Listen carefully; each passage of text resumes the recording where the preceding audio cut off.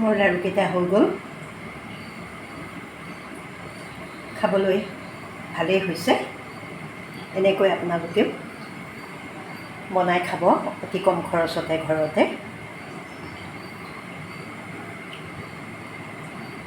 মই বাদাম দিছোঁ গুড়া কৰি, ইলাচি গুড়ি নাথাকিলেও একো নাই, জালুক কেইটামান দি পেলাই ভাজিব। এইকেইটা অপশ্যনেল হয়, থাকিলে দিব। আৰু গৰমে গৰমে বান্ধিলে ভাল। যদি অকণমান শুকাই যায়, অকণমান গাখীৰ বা পানী মিহলাই লৈ লাড়ুখিনি বান্ধিব। ভিডিঅ'টো চাই কেনে পালে লাইক কমেণ্ট কৰি জনাব। আৰু মোৰ এনেকৈ ভিডিঅ'বোৰ পাই থাকিবলৈ প্লিজ প্লিজ প্লিজ মোক ফ'ল' কৰিব। আন্তৰিক ধন্যবাদ জনালোঁ সকলোলৈকে।